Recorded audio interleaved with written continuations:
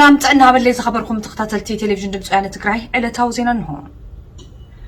ሎም ወነ ከም ትማሊ ሕድር አያታትና በመጽና ጸላኢን ትግራይ ስጋአትና በዘይኮነሉ ብርኬነ መብጻሕን ንምቅባጽን ዕጥቅና አስጢምና ቃልስና ከንቅጽሊና ኢሎመለው አባላት ሰራዊት ትግራይ መካናይዝድ መቀለም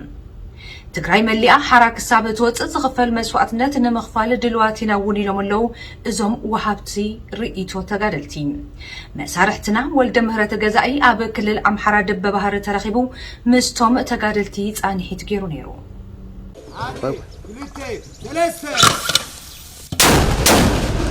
حزي أبزي أبي خلل المحرق إننا نركب أبي خابي زاريما إنا زلنا أبز تحتين رأي زلنا بوتا زاريما أين بس تحت رما جيرو بركز ولا سراوي تجري نقميت الناقص كسي يزركب زلهم ناب دب بحر زبها الخابي حيار زخون سعود سخينات النات خايد يزركب زلهم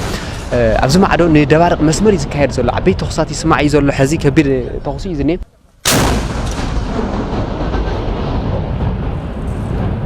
كبرات تملكتنا جغنا سراوي تግራይ لفنت فوطيرو مبلع تግራይ زعندور زنور صلاعتنا نممكات حزون قدميتنا مرشه يزركب زلهم በቃ ለዚያታ አብጎበታቱ ትክክለኛ ባህሪያ ጀስ ኃይልን ተኩስን በብግዚኡ እንደቀያየርካ ዘን ይቅጽል ነተዋና ዓላማና ዝዕንቅፍ ፀረ መጥቃዕቲ ዝገብር ዘሎ ዝረብሕ ዓቅሚ ይውሉን አራይ ጥራሕ ንሽተይ አዘል ክልክል ክብለለ የጽበየለሁ እምበር አነ ክጽል ይሕዚ ወድ ጎይቶም ጽቡቅ ቀጽለ ኢሉ ተኸተማ ኦልሞስ ሒዘየ ኢልኒ او بتقام عندي ذل يازول ودي يازول مساحه 15 متراخو እንደ በቀጥታ ንስኻን ወዲ ያዞሉ ንስ ዘታ አስረኩም ክልቴኹም በርካሊ አካል ኮ ከታ አስረኩም አይخل ባልኩም ተአሳሰሩ 47 ይረኽበካ ለሐቀይ اي يرخبنا وريد لنا عميق مثلا ናባኻ ይሰግር ስለ ዘሎ እንዲዩ ተማዓራሪዩ አድላይ እንተ ኮይኑ ምቅያር ዘድል እንተ ኮይኑ ክንቀያሪና ግን ትናሃትኩም ዓቅሙ በዓሉ እኹል እዩ ስለዚ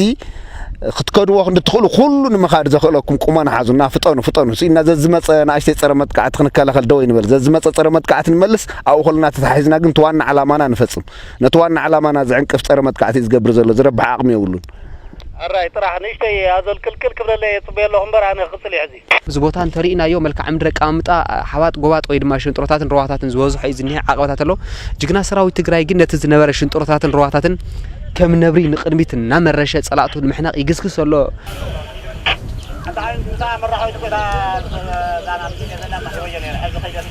تقال لاي مغوي حيلون زغلصو زلو اوزي نتخيناتنا مرحه عبيت عوتاتنا مزغي يزركب زلو ابي بصيحهم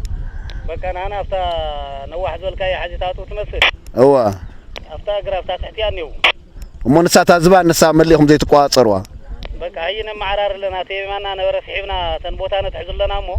هو كون احنا نكسلنا تغلينا بمولا اكل كنكسل معرارنا بتن ثلاثه اكل ايش زحاوي فلاي جغنا سراوي تግራይ ናብ ክልል አምሐራ ዝኣተወሉ እዋን ድማ ስነ ምግባሩን ሕሉ ስለ ዝኾነ ጽቡቕ ዝኾነ አቀባብላ ይዝግበረሉ ኣብዚ ኻብታ ተሪእናይ ኣብ ጨውበር ዓደርቃይን ተሪእና ህዝብና ናይ ክልል አምሐራ ሕጉስ ኮይኑ ሰራዊትና ናደገፈ ይዝሕልፎ ዘሎም ሕዝውን ጸላእትና ኣብ ዝኣተውዋ ኣትዮም ክናሓንቆም ኢና ህዝውን ብሽም ክልል አምሐራ ንህዝብ አምሐራ ናሸቀጡ ዝነብሩ እሕና ንፈልጠልካ ናወሉ ዝምክሑ ዘለው ኣብ ልዕሊ ህዝቢ ትግራይ ምጽናት ዓለ ዘካይዱ ዘለው ኣብ ዝኣተና ኣቲና ክንምክቶም ኢና ናወልዮም ትሪኦም ኣለኹ ዝኻቢና መራሕትና ውን ንዕኡ ብኸመይ መእተው ወፂኻ ደምሳሰይነቱ ንዓበይ ዝኸይድ ዘሎ ትግራይ زعينا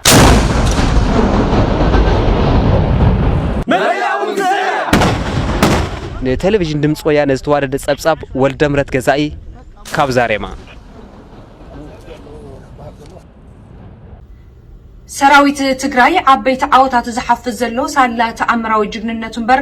በዚህ ኣጽዋራት ከም ዘይኾነ ተገሊጽሎም ፋሽስቲ አብይ ድማ መራሕቲ ቱርኪ ይኹኑ መራሕቲ ሩስያ ከም ዘይድሕንዎ ተሓቢሮም وهاب قال سنترال كوماند تግራይን አማኻሪ ፕሬዝዳንት መንግስት ትግራይን ተጋድላይ ጌታቸው ረዳም ሰራዊት ትግራይ ነዞም ኩሎም ዓበይት ዓወታት ዝሓፍዝ ዘሎ ሳላ ተኣምራዊ ጅግንነቱን በር በዝሒ ኣጽዋራት ስለዝዓጠቀ ከም ዘይኮነ ገሊጾም ኣለዉ ጅግና ሰራዊትና ነጸላኢ ካብ መብዛሕትኡ ከባብታት ትግራይ ጸራሪጉ ኮጽ እንትገብሮ ካብ ድሽቃ ዝበልጽ ብረት ከም ዘይነበሮ ተዛሪቦም ኣለዉ በነገራችን ላይ ወሳኙን ትግራይን አብዛኛው ነፃ ያወጣውን እንቅስቃሴ ያደረግነው ከባዱ መሳሪያችን ዶሽቃው ነው ከባዱ ከተግራይ ጠረግናቸው ትልቁ መሳሪያችን ዶሽቃ ነው ድሕሪ ሕዚ እውን ፋሽስቲ አብይ ድሌቱ አጽዋራት ይዕጠቕ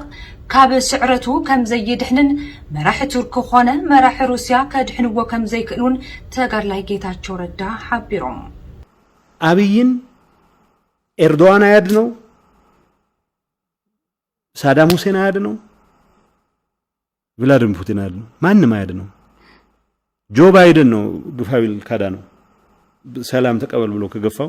በዛ መልኩ ላይ ያድነው ይችላል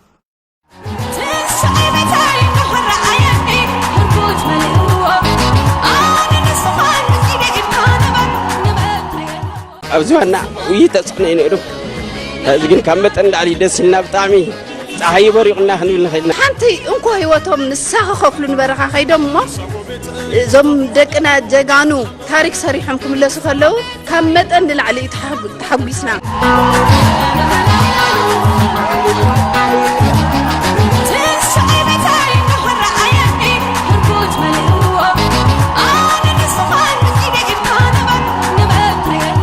فرسنايت مالي نيرو تودينا عوتي ليو عبد تقراينا كل التسلسة جزء سعرنا يوم غطان كسعره منا كل جزء خات تقراينا ناتخل عيخنا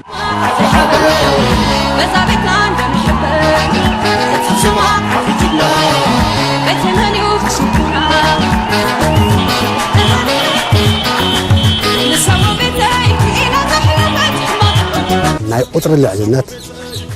ناي توصل عنا النورة طلعي إيه كندم سلسلة تربسنا شو كان الهادي متصرع توابي سعره بجقنة البلد أنا نبتي بعد ما تهني تلف صحيواتي أنا نبتي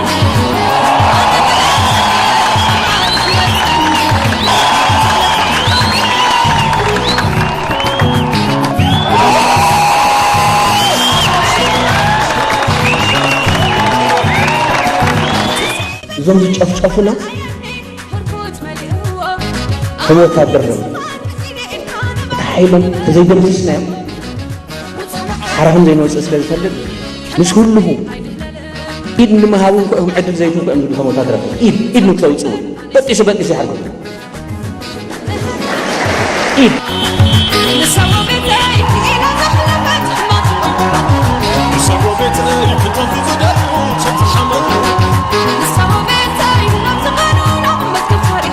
الساعتهم نايبهم يقولوا أنا يبونا نقدر سرنا يا ولدنا أي تأمر سرحتي يوم تمدقنا تحلب صحيواتي صبت تقراي حتى نزدل تقراي سعيرة تقراي تعوت تسعروا ونفكع متقرشة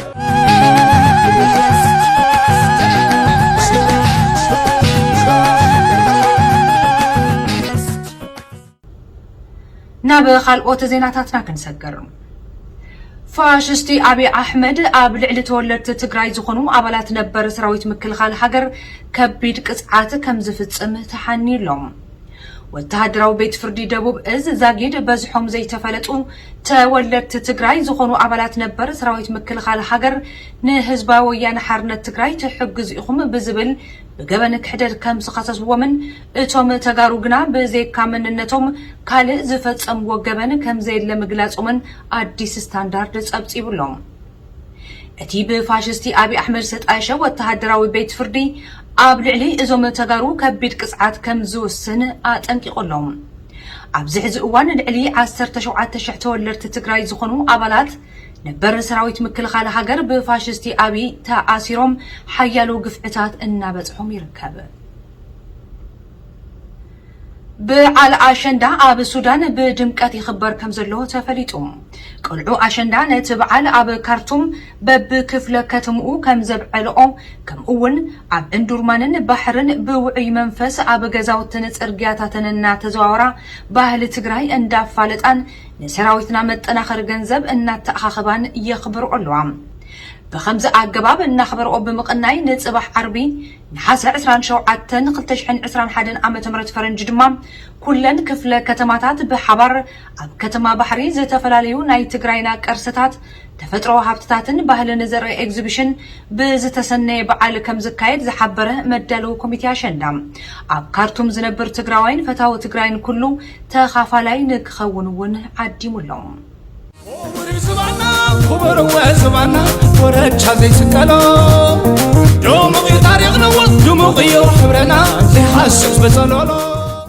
ሃለዋትናን ድሕንነትናን ብቕልጽምና قلبنا زيتوا بحالي منقد نتحكم نسهروا ببلحات نسهروا بعقلي ኣብ መወዳእታ ብሄራዊ ግንባር ሓርነት ሲዳማ ኣሃዳዊ ስርዓት አብይ አሕመድ ንምድምሳስ ከም ዝወሰነ ኣፍሊጥሎም ንህሉ ሃገራዊ ኩነታት ኣመልኪቱ ብሄራዊ ግንባር ሓርነት ሲዳማ ኣብ ዘውፅኦ መግለጺ ፋሽስቲ አብይ አሕመድ ኣብ ኢትዮጵያ ኣሃዳዊ ስርዓት ጋህድ ንምግባር ብዕቱብ ክሰርሕ ከም ዝጸንሐ ኣመልኪቱ ነዚ ንምትግባር ድማ ፋሽስቲ አብይ አሕመድ ኣብ ልዕሊ ህዝብታት ትግራይ ኦሮሞን ካልኦት ህዝብታትን ዘስካሕክሕ ግፍዕታት ከም ዝፈጸመ እቲ ግንባር ሓቢሩሎም ሕዚ ዝተረፈ እንኮ መማረጺ ንጉጅለ ፋሽስቲ አብይ አሕመድ ብሸምበቆ ብረት ምውጋድ እዩ ዝበለ ብሄራዊ ግንባር ሓርነት ሲዳማ ነዚ ንምዕዋድ ድማ ኣብ ጎኒ ሰራዊት ትግራይ ሰራዊት ግንባር ሓርነት ኦሮሞን ካልኦት ፌደራሊስት ሓይልታትን ተሰሊፉ ዕጥቃዊ ቃልሲ ንምክያድ ከም ዝወሰነ ኣፍሊጥሎም በአርከስ ዝኸበርኩም ተመልከትና ለሎሚ ዝሓዝናልኩም ዜናታት ኣብ ዘላኢምና ኣለና ብኻልኦት ምድለዋት ተመሊስና ክሳብ ንጋነ ክሳብ ሽዑ ሰላም ሃለዋትናን ድሕንነትናን ብቕልጽምና ትግራይ ትስዕር